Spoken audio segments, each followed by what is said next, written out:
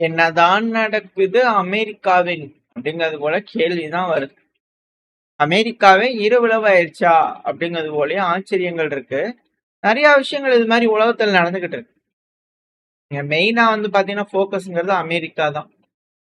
ஏன்னா அமெரிக்காவே இருபிளவா மாறுதா அப்படிங்கிற போல கேள்விகள். ஏதோ இன்டர்னல் ரிஃப்ட் இருக்கு அப்படிங்கிற போல புரிஞ்சுக்கலாம். காரணம் என்னன்னா துளசி கபாட் அவர்கள். இவங்க யாரு?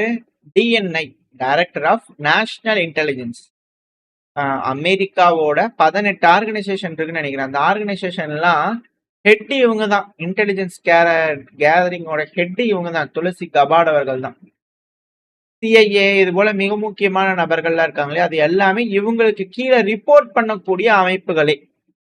ஆனா சிஐஏக்குன்னு ஒரு ஸ்பெஷாலிட்டி இருக்கு. என்னன்னா இண்டிபெண்டா அவங்க வந்து பாத்தீங்கன்னா யாரோட கட்டுப்பாட்டுக்குள்ளேயும் இல்லாம அவங்களால ஆபரேஷன்ஸ்ல இறங்கி செய்ய முடியும். நாட்டுக்கு ஒரு நல்லதுன்னா இறங்கி செய்ய முடியும்.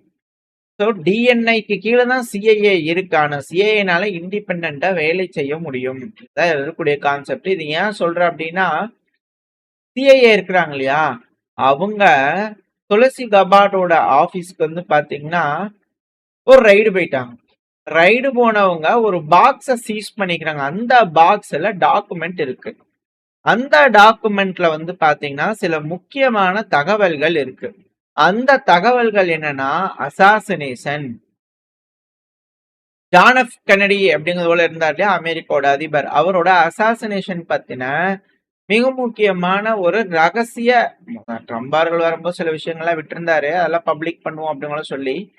அதுல எப்படி பப்ளிக் இருந்ததுன்னா கருப்பு கலர்ல வச்சு அடிச்சு அடிச்சு அடிச்சு அடிச்சு பப்ளிக் பண்ணியிருந்தாங்க. எப்படி இந்த எப்ஸ்டீனோட கேஸ் வந்து அதே போல அந்த டைம் வந்தது. அவ்வளவுதான், பாத்துக்கிட்டீங்களா, இவ்வளவுதான் காட்ட முடியும் போங்க அப்படின்னு சொல்லிட்டாங்க. இப்ப அது போல ஒரு டாக்குமெண்ட் வந்து பண்ண ரகசிய கோப்புகள் வந்து பாத்தீங்கன்னா வெளியிட்டுலாம் மக்களுக்கு. ஜான் எஃப் கென்னடி அவர்களை யார் அசாசினேட் பண்ணது, எப்படி பண்ணாங்க அப்படிங்கிற விஷயங்கள் வெளியிட்டுலாம் அப்படிங்கிறது போல வந்து பாத்தீங்கன்னா அவங்க தப்பு யோசிச்சுப்பாங்க போல தெரியுது. இத சிஐஏ வந்து பண்ண திடீர்னு ஒரு ரைட் நடத்தி பிடிச்சிட்டாங்க. நல்லா தெரிஞ்சுக்குங்க, DNI DNI director of national intelligence இவங்களுக்கு கீழே தான் சிஐஏ இருக்கு. இவங்களுக்கு ரிப்போர்ட் பண்ணக்கூடிய ஒரு அமைப்பே இவங்களை ரைடு பண்ணி ஒரு டாக்குமெண்ட் பிடிக்கிறாங்கன்னா எப்படி? ஏன் இதை பிடிக்கிறாங்க அப்படின்னா அவங்க டீகிளாசிஃபை பண்ணதுக்கு இருந்தாங்க, சொல்றதுக்காக இருந்தாங்க. ஆனால் பிடிச்சிட்டா இது டைரக்டா வயலேஷன். அதனால ட்ரம்ப் அவர்களோட ஆர்டரின் பால் நாங்க ஆக்ட் பண்றோம். இவங்களுக்கு யாரோ ஒருத்தவங்க அதிகாரம் கொடுக்கணும் இல்லையா, அந்த அதிகாரம் கொடுத்தது யாருன்னா ட்ரம்ப் அவர்கள். ஏன்னா இந்த ஈரானோட போர் ஆரம்பிச்சதுல இருந்து துளசி கபாட் அவர்களுக்கும் ட்ரம்ப் அவர்களுக்கும் வந்து பெருசா இல்ல, நடுவுல எல்லாம் காமிச்சாங்க. இதுல அசிஸ்டன்ட் டைரக்டரா இருந்தவர் வந்து பாத்தீங்கன்னா ரிசைன் பண்ணாரு. இது போல பல்வேறு விஷயங்கள் நடந்துச்சு. அமெரிக்கால ஏதோ ஆளுகின்ற அரசாங்கத்துல பிளவு இருக்கு அப்படிங்கள புரிஞ்சுக்கலாம். ஸோ கபாட் அவர்களுக்கு இனிஷியல் இருந்தே வந்து பாத்தீங்கன்னா இந்த போர்ல இன்ட்ரெஸ்ட் இல்லை. அதுல ட்ரம்ப் அவர்களுக்கு எதிரான சில விஷயங்கள் வீடியோக்கள்லாம் போட்டிருந்தாங்க. இப்ப இது திரும்பவும் பேசுபொருளா மாறிட்டு இருக்கு. ஏன் இப்படி செய்யறாங்க அமெரிக்கா அப்படிங்கிறது போல பார்ப்போம். ஏன்னா சிஐஏ செஞ்சுட்டாங்களா ஏதோ அசாசினேஷன் தெரியல, என்ன ஏது அப்படிங்கறத அந்த டாக்குமெண்ட் வெளியே வந்தாதானே தெரியும். யார் வேணாலும் பேசலாம்.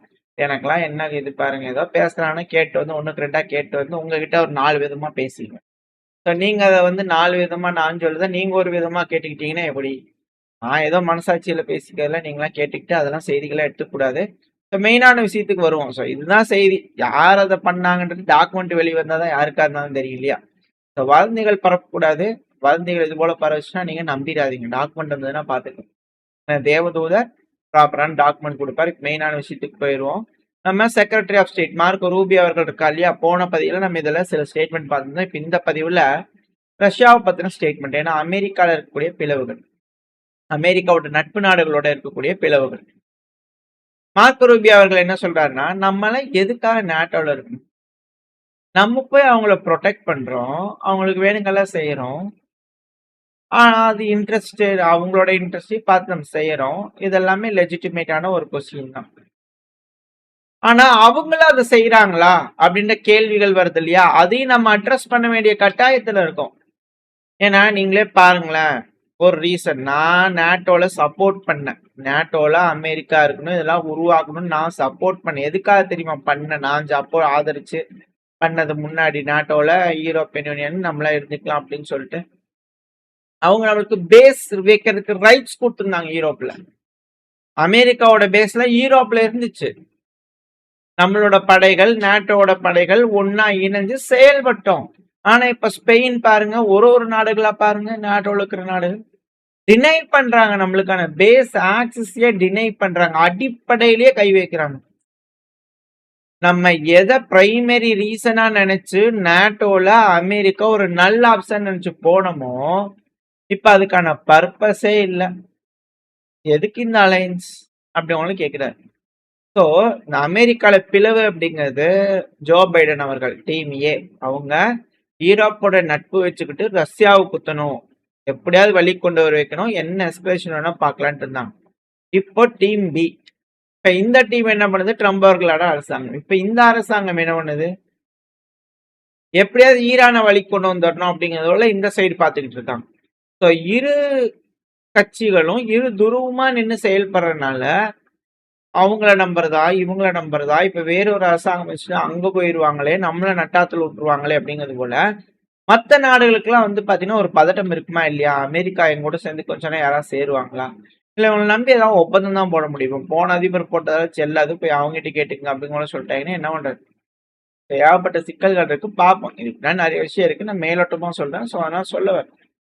ஏன் அப்படின்னா ஈரான் அமெரிக்கா இந்த பிரச்சனைகள் திரும்பவும் முட்டிக்குமா அப்படிங்கிற அச்சங்கள் இருக்கு. திரும்ப திரும்ப இந்த கப்பல்களை சீஸ் பண்றது, கப்பல்களை தாக்குறது, நம்ம கப்பல் மேல ஒண்ணு தாக்கிட்டாங்க அப்படிங்கிற செய்திகள், அது மட்டும் இல்லாம நம்ம குரூவா வந்து பாத்தீங்கன்னா சேஃபா எடுத்துட்டாங்க அப்படிங்கிற விஷயங்கள் வருது. ஒமனுக்கு நன்றிகள் சொல்லியிருக்காங்க. இதுல இது போல விஷயங்கள் இருக்கு. சீனாவோட கப்பல் அடிச்சிருச்சு, யூஏவோட கப்பலை பிடிச்சிட்டாங்க. இது போல மாறி மாறி கப்பல்கள் வந்து பாத்தீங்கன்னா வர்த்தக கப்பல்களை பிடிச்சுக்கிறாங்க.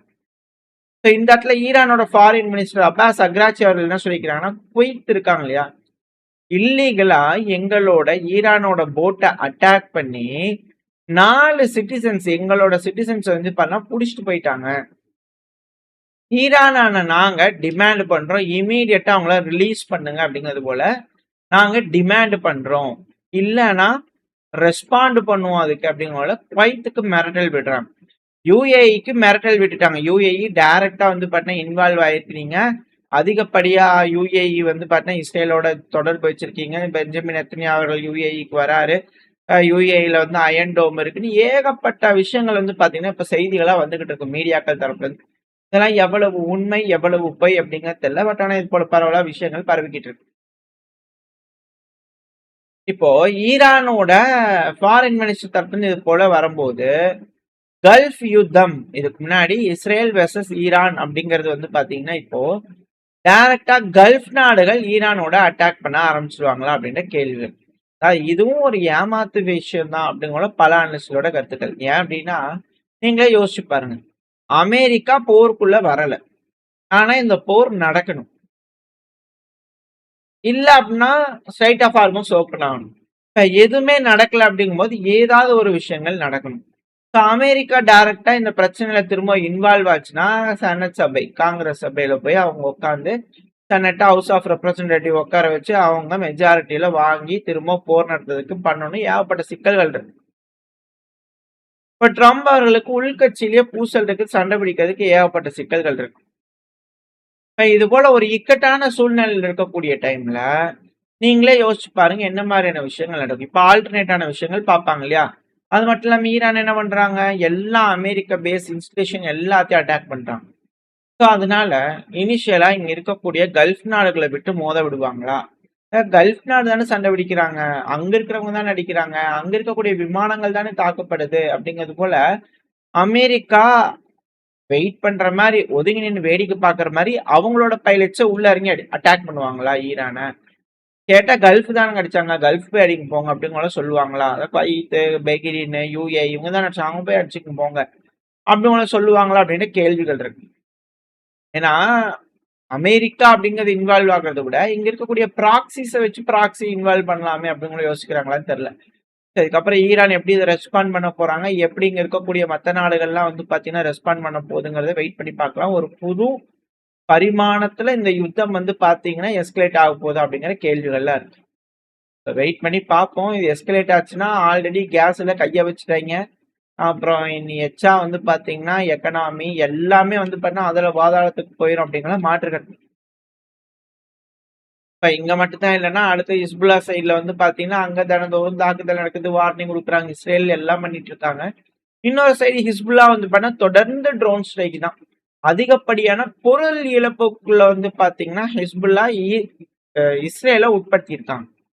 அங்க இருக்கக்கூடிய எஃபியூ ட்ரோன்களை பயன்படுத்தி ஆளுங்களை அடிக்கிறது, டேங்குகள் அடிக்கிறது, லெபனானோட தெற்கு பகுதியில ஹெவியான இஸ்ரேலோட முன்னேறி வரக்கூடிய படைகள் மேல தாக்குதல் பண்றாங்க. அட் த சேம் டைம் சில பகுதிகளில் ட்ரோன் தாக்குதல் இஸ்ரேலோட பார்டருக்குள்ளேயே, ஏன்னா இது பஃபர் ஜோனா வந்து இஸ்ரேல் கூட தாக்குதல் பண்ணக்கூடாது.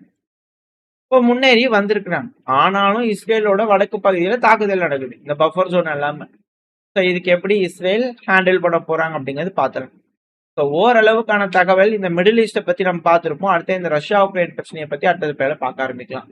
இந்த பதிவு எப்படி உங்களுக்கு பிடிச்சிருக்கா? பிடிச்சுன்னா லைக் பண்ணுங்க, பிரச்சனை உங்களுக்கு ஷேர் பண்ணிக்கோங்க. அது கூட மறக்காம நம்ம சேனலை சப்ஸ்கிரைப் பண்ணலாம்.